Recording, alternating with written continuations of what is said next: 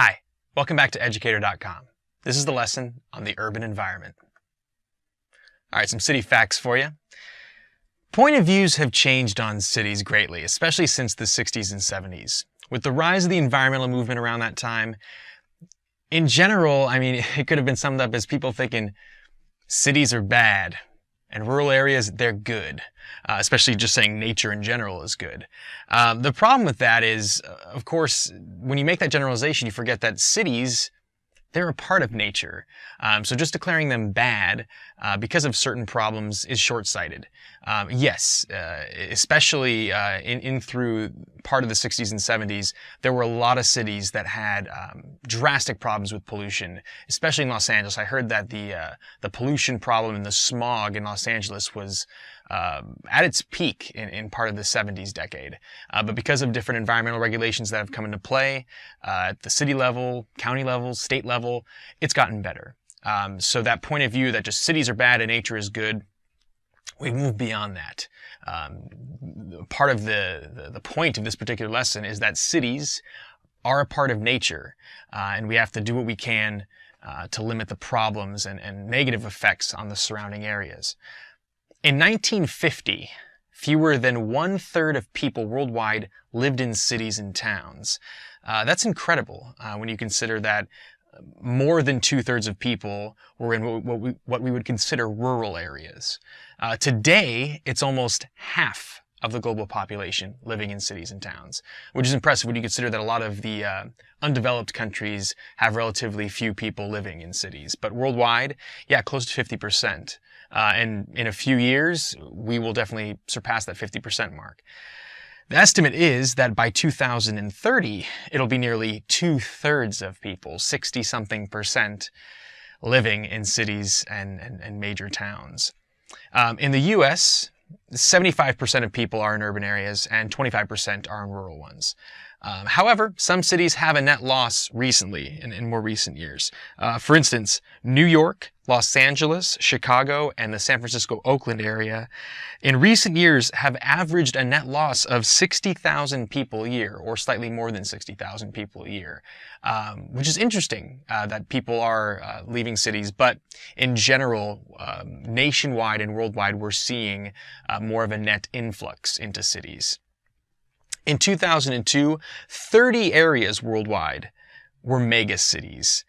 Megacities meaning more than 8 million people in a zone, in a city region.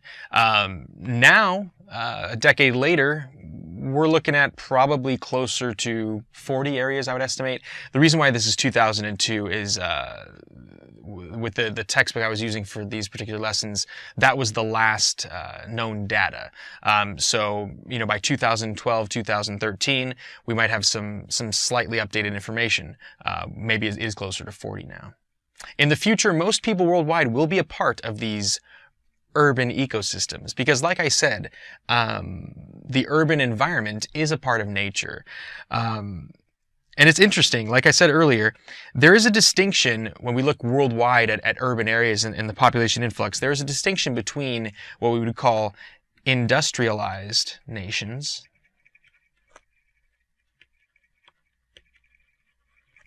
versus developing. I'm just going to write dev. So industrialized versus developing nations. In industrialized countries like the US, we're looking at averages of around 75% of people living in urban areas, but in developing countries, sometimes referred to as third world countries, we're looking at more like 38% in cities. And the economics of the situation have a lot to do with that, but it's interesting to see that difference. And traditionally, there has been a conflict between the city and the countryside. People in surrounding areas of the countryside will look at cities as being like, hey, they're producing all that pollution, they're producing all that waste, the stuff that ends up in the water supply and runs downstream to us. It's because of the city. It's because of that dense population there. But also, cities do benefit surrounding areas in terms of exportation of goods. That's a major thing that cities provide. When you get a lot of industrial regions or industrial complexes popping up in a city area, you got a lot of goods being produced, and all those people being in that densely packed area does provide some goods. I mean, provides benefit to the surrounding areas, definitely. Location, location, location. You hear that with realty. A realtor will emphasize that if you're looking to get a place. A lot of the cost of a house or condo that you buy has a lot to do with location, location, location. But here we're talking about the location of cities. So with location, you got to consider the site and the situation. So the site is a sum of the environmental characteristics of the area in terms of the geology, in terms of like, hey, is it on a waterway? Things like that. That's the site. So the situation is a little bit different. It's placement with respect to other areas. So when you consider transportation to surrounding areas, is there an ease of doing that? Are we going to be able to get things by rail or by boat to areas? And of course now with planes, you can put an airport anywhere where you have flat land. Almost. But of course the soil has a lot to do with that too. But nonetheless, situation is important to consider. Things to consider with site and situation: the geographic, topographic, and hydrologic factors. All these very important, and many of these words came up in previous lessons in this course. The rock base. What kind of rock are we sitting on? Is the soil hard? Are we going to be able to support very large buildings and complexes? Water table location. Definitely important in terms of water supply. Also, in terms of are we below sea level? How far are we above sea level? Those things are important to consider. Drainage. Definitely important when you consider sewage and all the people compacted in that area. Agriculture. What are we going to be able to grow? Are there going to be surrounding areas, agricultural areas around this city to support all the life we have in here? Are we going to have to ship in everything?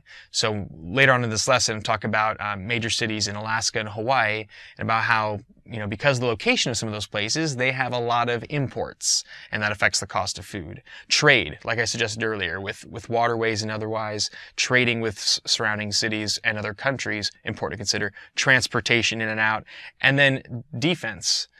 The defense of a city is something to consider, and I know that if you're not military minded, if you're not thinking about foreign policy things, you might not consider that. But historically, picking a spot for a city, or especially a capital of a country, the defense of that city was important to consider. Another thing to consider is the fall line. This is especially interesting in the southeastern portion of the United States. It's an abrupt drop in waterway like a river, okay? So when you look at a lot of the major cities in the south and the lower eastern part of the United States, the majority of the major cities are located near a fall line. So when you consider the major rivers that are going by the city, there's a part where the river drops abruptly. And related to that, you're going to have waterfall, occurrences, not like major drops, but like gradual drops at least, that you could use to power cities. So water wheels and otherwise, that's an important energy source. So that makes sense that the city would get benefit from being near there.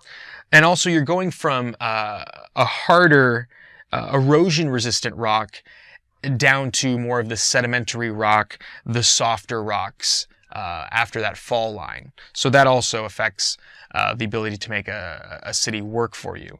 And yeah, like I said, many cities are located along a harbor for reasons of transportation, defense, trade, those things, and a river and or a fall line. So sometimes they're located next to a river and there isn't a fall line. So it's not always, of course, but a lot of major cities in the southeastern part of the United States are next to that fall line. Site modification. Sometimes for a city to be successful, the site does need to be changed. So sites can be modified to make cities more livable, of course. But sometimes modifications have negative consequences, such as in New Orleans. So when the city popped up a long time ago, hundreds of years ago, and a lot of it had to do with the Louisiana Purchase in terms of New Orleans being a successful United States city as a part of Louisiana. But originally the French Quarter was, the scene. I mean, that was the busy part, that's where the majority of people lived, and it was above sea level. But as the city has expanded, as more and more people have moved into New Orleans, and it has grown over time, with more and more people, you have a lot of houses, businesses spreading out from the French Quarter into areas that are definitely below sea level. And so the levees were produced or made to stop potential flooding in those areas. And of course, we know what happened with Hurricane Katrina, and it ended up being a huge disaster, where something like 80-something% of people evacuated out of there.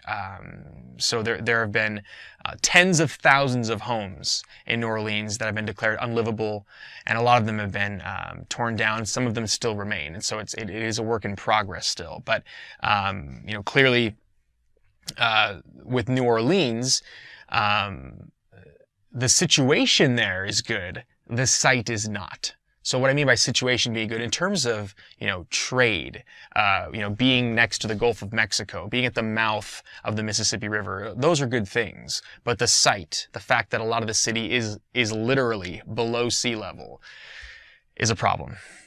Also, in Bruges, Belgium, the harbor that once provided a lot of trade potential with Bruges and surrounding areas, and this is going back to the 13th century, there were good things about modifying that site and making the harbor work, but eventually it silted in and resulted in a situation where there was a receding of the water and more land that kept parts of the city away from the waterway.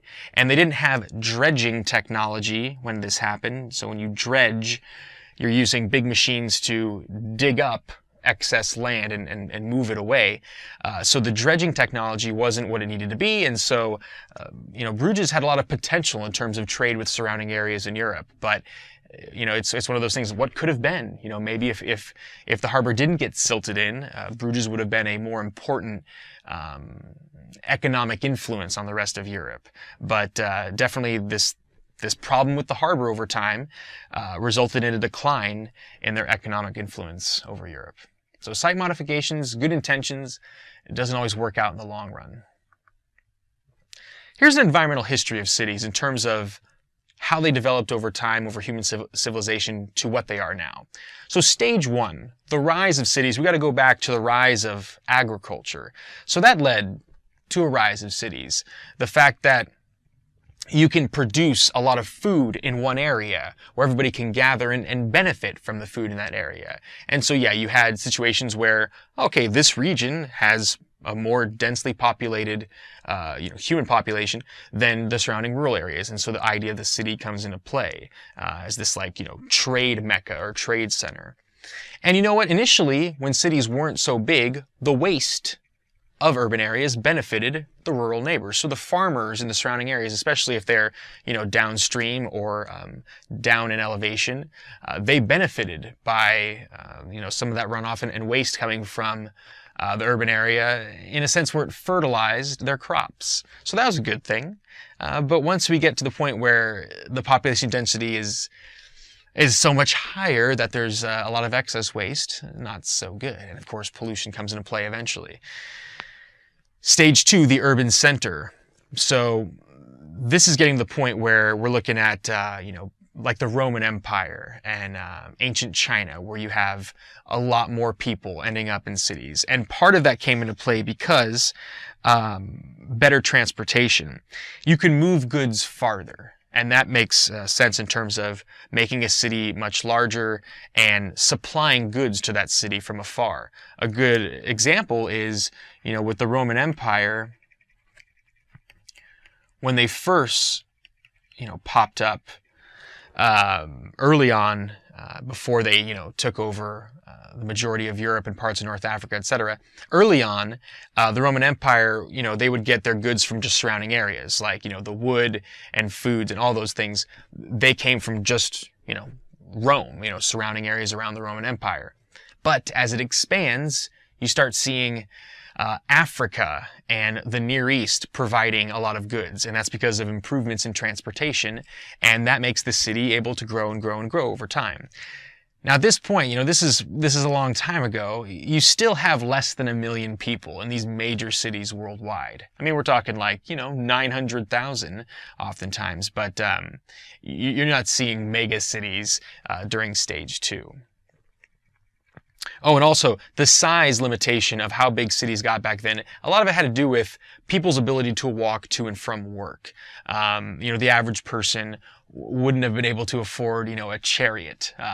And I don't know what the laws were like in terms of riding chariots through the streets of Rome back then, but the size of the city was certainly limited by how far somebody could walk to and from work from their home.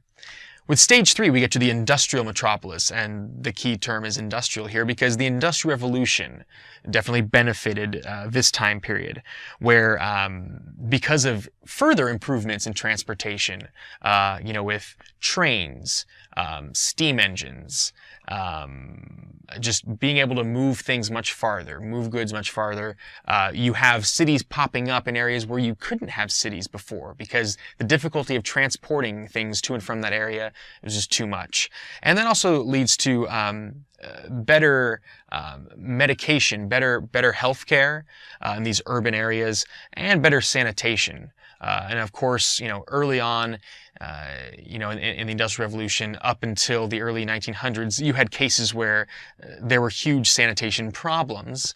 But over time, we've learned from those experiences, and there's sometimes been government oversight or intervention to, prevent some of those things from happening in terms of like quality of food and regulations with producing goods and such. With stage 3, you have areas where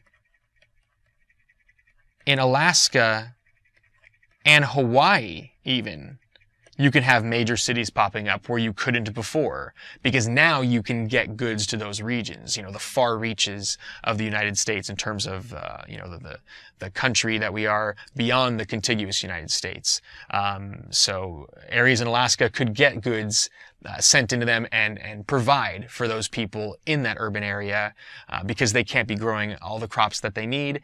Their latitude is just way too high. It's just too cold during times of the year. And Hawaii, based on the terrain, especially an island like the Big Island of Hawaii, where there's still a lot of hard lava rock, you can't plant everything you need. Yes, sugarcane, pineapple, and things like that grow well there, but thanks to stage 3, you have cities popping up in areas where you couldn't have them before. And stage 4, the center of civilization. We're talking now and the future. Telecommunications are a big part of this.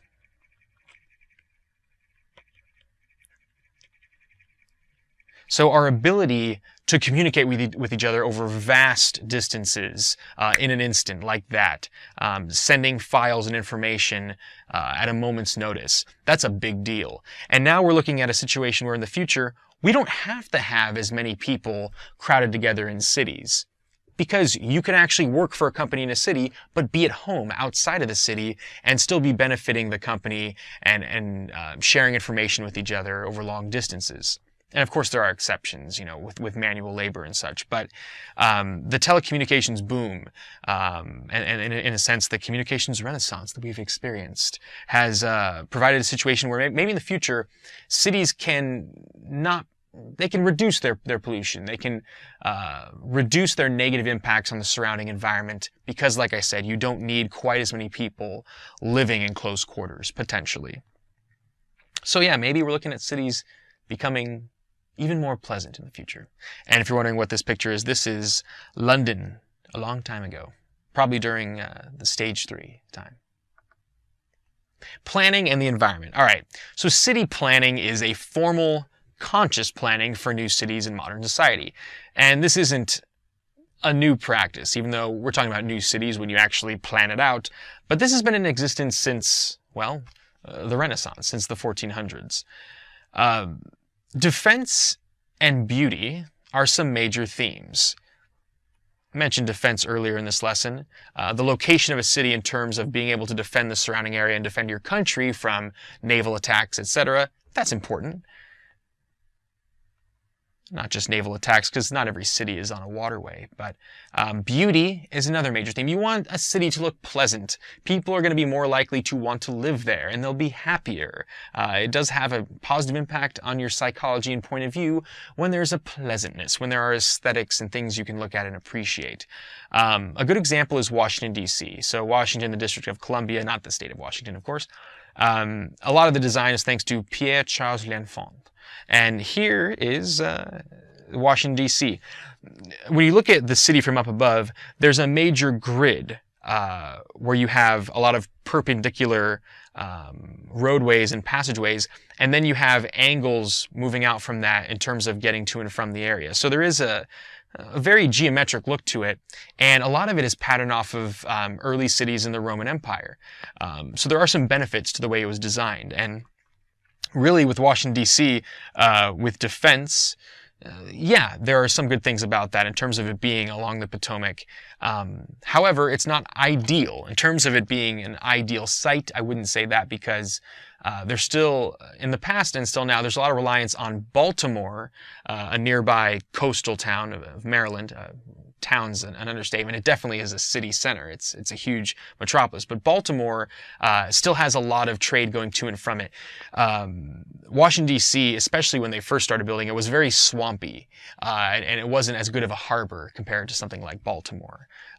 So not the ideal site, but it worked out in terms of being a good area for defense. It was right along the middle of the 13 colonies that first existed in the United States. It was kind of in the geographic center of that, and certainly it is a beautiful city. I'm actually going on a field trip with some students later this month to Washington, D.C. City parks. City parks make cities more pleasant, and it's taking into account design with nature. And if you remember earlier on in the course, the term of wilderness versus wildness, you can definitely get a sense of wildness from a city park, even though you're not in the wilderness. So Central Park in Manhattan, designed and a lot of it coordinated by Frederick Law Olmsted. So Mr. Olmsted did some interesting things. And if you go there today, it's still like this. There are roads that traverse or go through Central Park, but when you're in the majority of the park area, it doesn't seem to bug you. There'll be cars and major traffic going through, but it's spread out to the point where it's not an eyesore, and you can really enjoy yourself and feel that sense of wildness, even though you have cross traffic. And that's a good thing for the city. If there was no cross traffic along Central Park, you would presumably get much more congestion along the sides of the park. So it's nice that people can cross through on bike, by foot, by car, etc. Also, this is called Sheep's Meadow, this very flat, grassy area. Mr. Olmsted apparently used explosives to flatten that part of Central Park before all this grassy area was put in. So it's funny to think that they were exploding, mounds of dirt here to make it flat. But certainly, you can see these people are enjoying themselves. So thank you, Olmsted, for using explosives to make that possible. That's a good way to use explosives, to flatten land for that wildness in Central Park. Psychological relief is a big part of parks. If you live in New York, I think it would be easy to get overwhelmed with kind of that urban congestion and all that busyness. So going to this area that looks just like a wide open plain must be a good relief for some people to do that. And then there's the concept of the Garden City with the Green Belt. And fittingly, there is a city in Maryland called Greenbelt. It's the concept of having a city, with gardens. Of course, you want enough greenery in the city, but having a green belt around it, having an area around the city that is very green and appears to be rural. And it's definitely something that is, like I was mentioning earlier, a psychological benefit. It's pleasant when you're going into the city to see all of that, and having that buffer in and out of the city, the green belt can definitely be a positive impact on cities. The city as an environment. Cities inevitably change the landscape. Like I said, besides just, before I mentioned site modification, besides that, after a city exists, after you've potentially modified the site and it's there, it's inevitably going to have impacts on the surrounding areas and the area it's on. So you're going to have changes in the landscape and the biological, physical aspects of the environment in and around it. Of course, cities are going to have effects on pollution. Most of the time, you're getting a lot more pollution from cities. Now, as we go through the next several decades, the hope is that cities will be better about capping emissions, finding alternative energy sources, renewable energy sources where you don't get as much pollution. But having industry and that dense population, having cars and other forms of transportation emitting those gases, you're going to have more pollution. Of course, it affects the water supply. The demand for water in a city is huge because of all those people. Production of all kinds of goods requires water, whatever you're making. So yeah, having a river go through a city or by a city or some other waterway, damming up that area is usually going to be required for the city next to it to be successful. And so yeah, you're going to have effects on the water supply. And of course, there are impacts on climate. It's not always true, but generally when you look at a downtown urban area and the surrounding areas around it, oftentimes the downtown most urban part is the hottest region. And there's a lot of reasons for that. There are various features of buildings that end up absorbing more heat. The pollution in the area makes it so that you do get a lot of heat trapped in. Sometimes with winds moving through, those buildings are blocking the winds, so it just feels hotter because you don't get as much air blown by you. So those are some of the factors that affect the climate around the area. There's always like an energy budget when it comes to a city. And we're talking about exchange with the environment. And here are some examples. Absorption and reflection of solar energy. Various features of a city are going to have absorption of solar energy or reflection. Absorption of solar energy is going to happen more with those darker colors. So if you have, I've seen skyscrapers, if you have buildings that are kind of that dark gray or even black, that color is going to absorb a lot of heat energy. But when you have more light colors, like white especially, I've read that just painting the top of a building white can have drastic effects on how much that building gets heated up. So some cities are doing that, and also some cities are putting greenery on the top of a building, having just a whole bunch of plants on the roof. And I've seen it happening more and more in the United States where cities are doing this, and it's a very new kind of green idea. Pun intended, green idea. But it definitely cools down the building where you don't have to crank the AC quite as much. Evaporation of water. Certainly, there's a lot of water use that happens with a city. And so whatever reservoir of water you have, you're going to have a lot of evaporation of water taking place. There's a lot of water use, in terms of, I see this all the time in downtown Los Angeles, like using a lot of water to squirt down sidewalks or alleyways or driveways. A lot of water ends up evaporating out of cities. Conduction of air, winds, transport of fuels, convection of water. All of these concepts have to do with the energy needs and demands of a city, and it ends up having an impact on the surrounding environment. Some other topics to talk about. Climate effects. So I mentioned about, climate being changed. Definitely with all the particulate matter.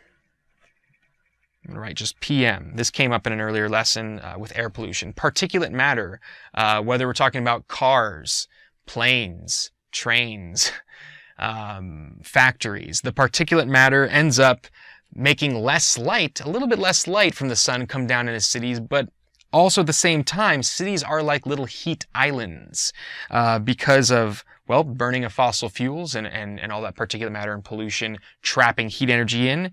And you inevitably get solar collection, like I mentioned earlier, with the colors in a downtown area or in an urban area. You get a lot of heat being absorbed. So it is like a little solar collector. Speaking of solar energy, this came up earlier in the course, passive versus active. Now, the active solar energy in terms of like actually having solar panels, absorb solar energy and producing electricity, that's an important thing. And more urban areas are installing solar energy panels. That's great. But you can also take advantage of passive solar energy in terms of changing how you plant trees and how you build buildings with respect to each other to make it just a greener situation where you don't have to use the AC or crank the heat in the winter and have that larger carbon footprint.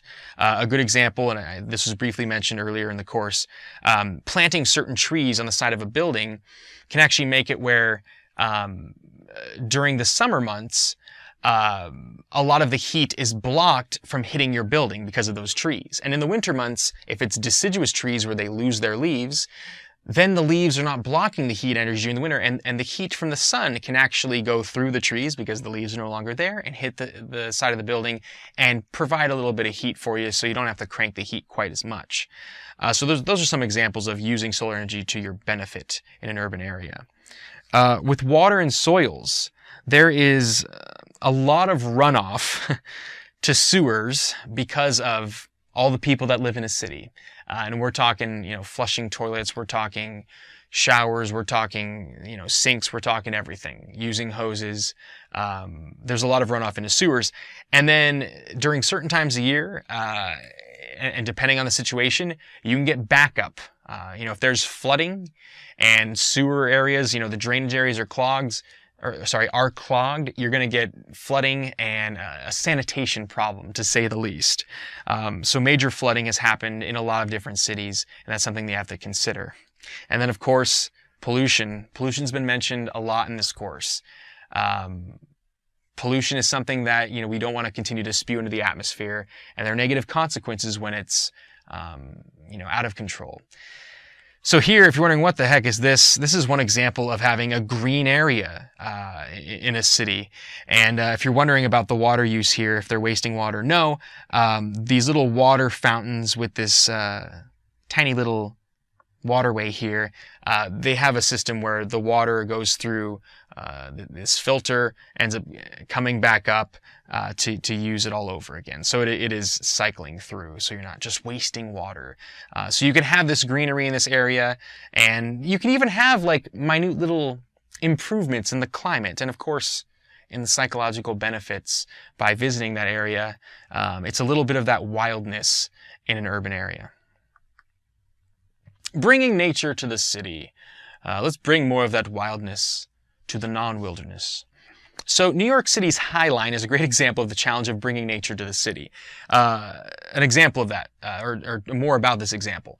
Back before the 1930s in New York City, there were a lot of these little rails or little trains, these cars that would move things throughout the city, like especially meat to the meat packing plants. Well, there were a lot of accidents. There were a lot of injuries and deaths from having all that traffic on the surface, on the streets. So they decided in the 1930s, let's build this high line where the trains, transporting these goods will be up above. Great. It lasted for about 50 years.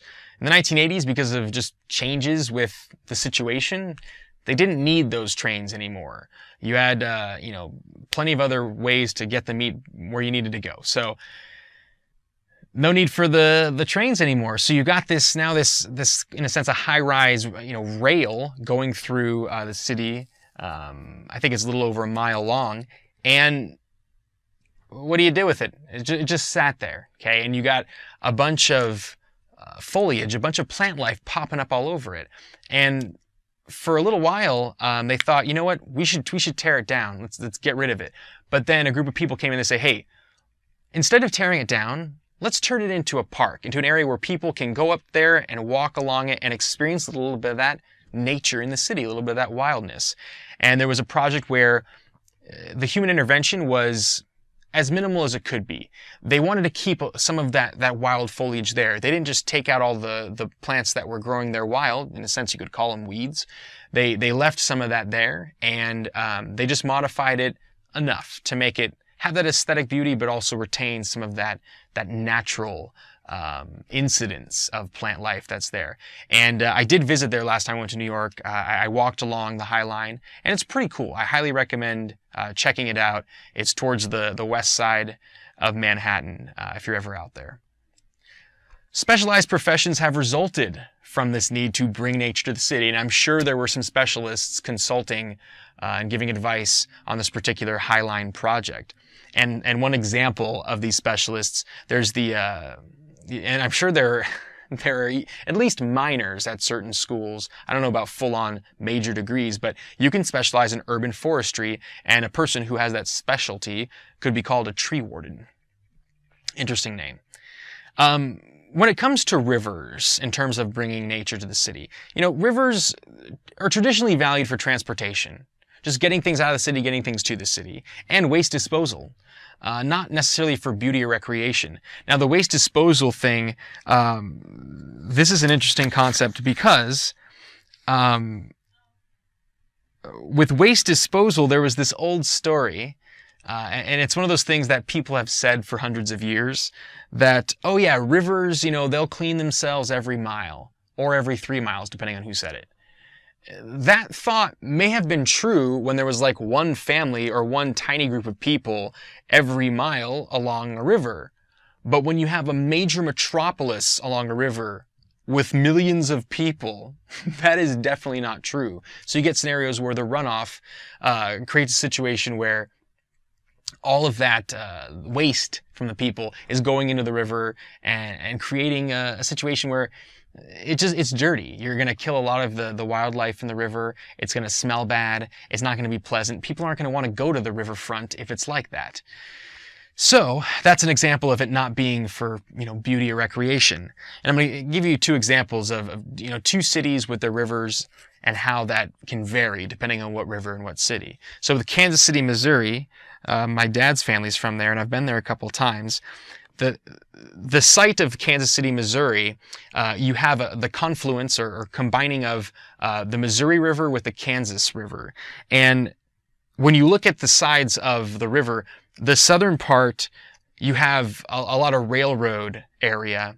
And then the northern part of the river, you have part of the airport site there. So other than just this one little patch of area, there's not much ability of people in Kansas City to go to the riverfront and have this recreational activity be possible, or just go to the riverfront because, hey honey, night on the town, let's go to the riverfront because it's beautiful and we'll enjoy ourselves. But there's not as much opportunity for that in that part of Kansas City because there's all this other stuff going on, commerce and transportation. But when you look at New York City with the Hudson, now this came up in a previous lesson in this course, the Hudson River in the past has had major pollution problems with stuff ending up in that river and nasty stuff. And actually there was this project called Project Clearwater. And one of the people who helped out with that project is a folk singer by the name Pete Seeger. Pete Seeger passed away recently, but he had a lot to do with Clearwater. And today and in the future, you're going to have a much better situation. The Hudson River Cleanup Project has been successful and it will continue to be successful. So now you have a case where, other than just the commerce aspect and the transportation aspect, parts of the Hudson River are now places where people want to go. And that's great to also have that, beauty, the experience of aesthetic beauty and recreation there. With vegetation in cities, obviously you want to have as much vegetation as you can. We rely on plant life, plants rely on us with just something as simple as gas exchange. It provides more aesthetic beauty. It can cool areas. It can give you that psychological escape in a sense where it doesn't feel as much as a urban, man-made place when you have a lot of plant life. That's a good thing. I've read that in New York, lately at least, there's a project where they're planting over 10,000 trees a year in New York. And I wonder, do you eventually run out of space? But potentially there are more and more places where, hey, that's another place where you can plant trees. Oh, that building is now not used anymore. We can clear off some of this land. We can buy some of this land, plant trees there, and we can turn this into a park, whatever it might be. So having more vegetation in cities certainly brings this feeling of wildness in nature. Urban wilds. What's meant here by urban wilds is the wild animals. So there's 4 categories in terms of the ability of a wild animal to exist in a city. Category 1, we're going to say, and this is colloquial, what I'm about to say, slang, they can't hang, meaning that animal may exist in the urban area because they were kind of forced to. The city sprawled out. The city had built itself up into the habitat of that animal, and it's in the city not by its will. It doesn't wish to be there. It's just there, and some animals just can't survive in an urban area. They get killed too quickly. They can't find food. They get caught by someone who works for animal control, whatever it might be. So that's the category. They just can't hang. 2, some animals, they tolerate it. They'd be more successful elsewhere.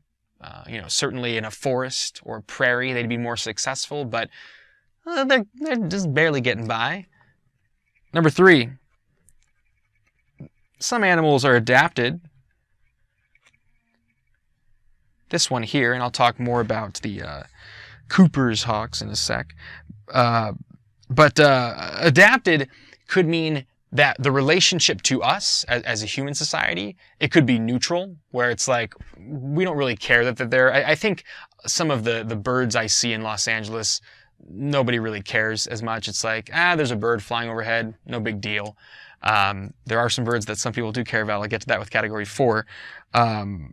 But also sometimes they'll have a beneficial effect. Some of these animals who are in category 3, they're adapted and they do provide a benefit. Maybe it's rodent control. Sometimes that could be it, where they're picking off pests and they're keeping the pest population under control. That certainly is a benefit to us. And then, as you may have guessed, number 4 is the pests, the ones that we don't want. 2 examples would be rodents, rats and mice, etc., and then the flying rodents that I call pigeons. Actually, they're called pigeons, and I call them flying rodents.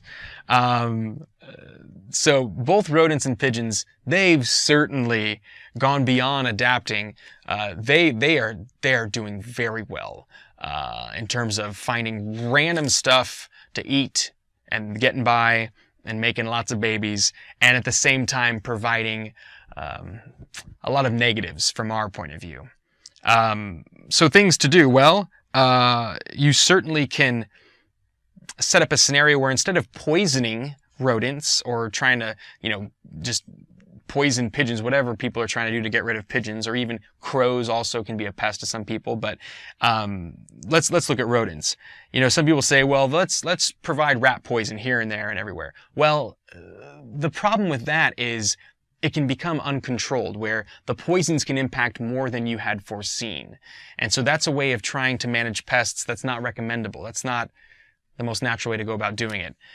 Because pets can get poisoned, and I've seen that happen before in downtown Los Angeles, where a dog, being curious as dogs can be, ended up eating rat poison and dying. Also, it can get in the water supply. It can get in an area where you could have negative effects on humans as well. So poisons for rodents, not the way to go about doing it. How about this? How about instead of poisons, control where garbage is? So if you have a lot of garbage or rotting food sitting out, yeah, you're going to attract rodents and other pests.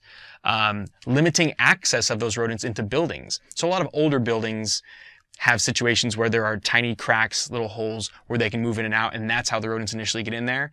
Newer buildings are built in ways where you can minimize that. Well, we can go into old buildings and try to patch up some of those holes, some of those areas where rodents can be found.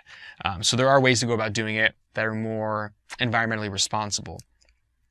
This animal here, as I suggested earlier, is the Cooper's hawk.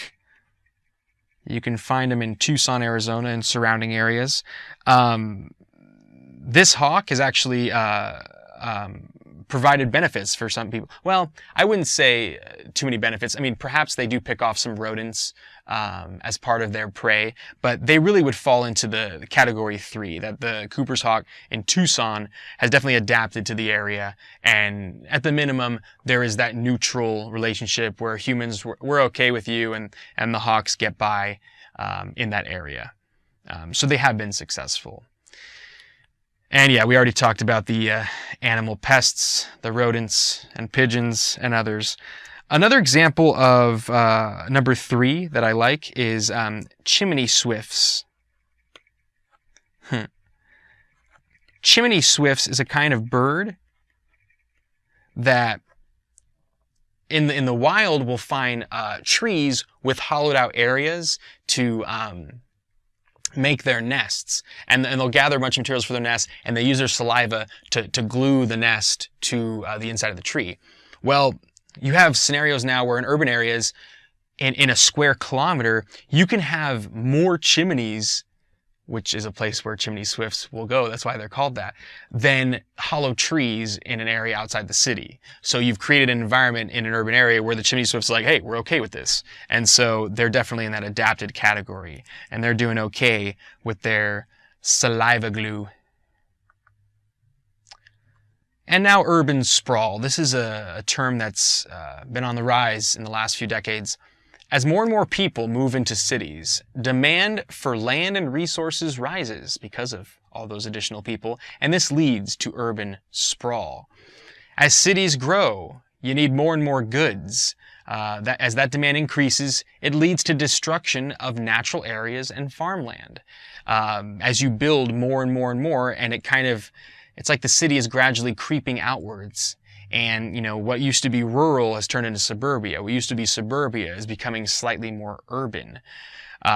This is an example of that. I mean, look at this. This is part of San Francisco, California. Certainly in the Los Angeles metropolitan area, that has happened big time. And various cities are doing what they can to control it. They want to limit how many people are moving in. They want to retain some of that rural area. They don't want to have a situation where it's become bigger than it should be. And what I mean by should be, in terms of people's perceived notion, in terms of trying to, have a population cap and trying to have a certain amount of,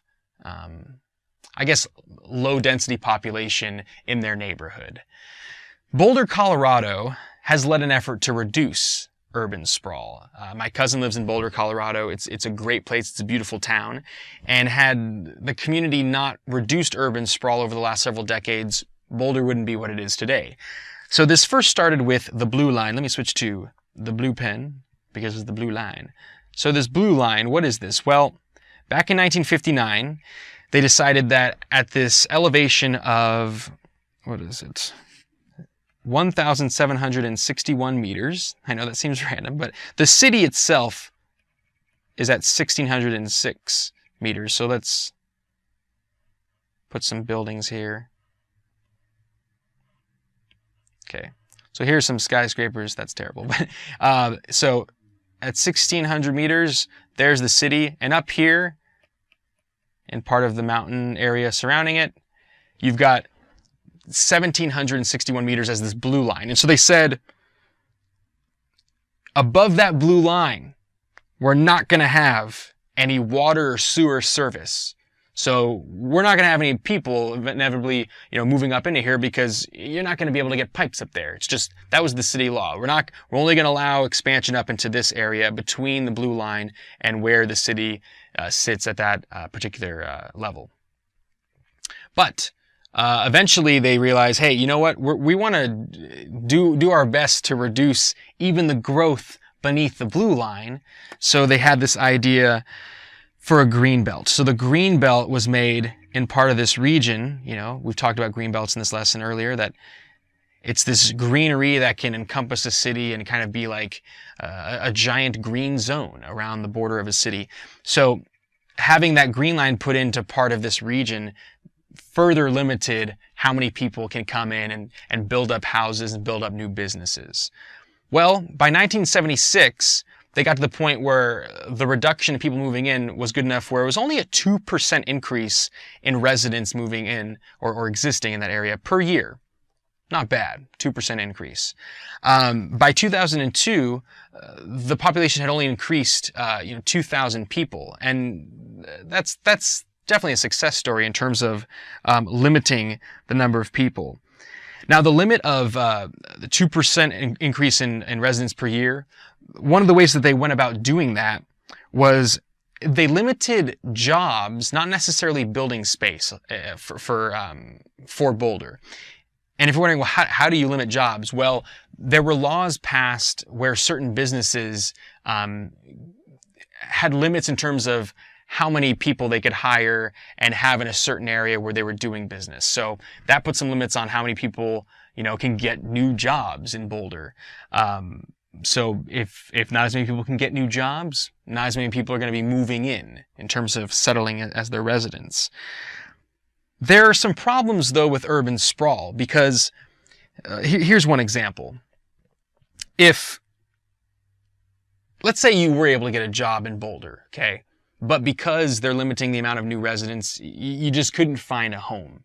So if you have, let's say, hundreds or even 1,000 people getting some new jobs in Boulder, but then they're finding homes elsewhere in the surrounding areas, you could create a scenario where you have more traffic congestion going into Boulder because people are going into Boulder for work, but then they have to leave Boulder to go home. That's one of the many problems. Also, there was a problem with a mall being built. There was a new mall built in Boulder and an area outside of Boulder. They weren't going to build any new malls. So then a lot of people will drive into Boulder to go to their mall. So you have a scenario where even when you try to reduce urban sprawl, you're going to get, people coming in more so than you may have expected. So you still can get congestion. You still can get these circumstances where it does still feel like a big city at times. Because if Boulder's a beautiful area, and it is, and it's a desirable place for people to go, you're still going to have people flocking to the city despite this effort to reduce urban sprawl. So I'm not saying it's a losing battle, but it's something where you're going to have limitations to how much you can reduce it. Thanks for watching Educator.com.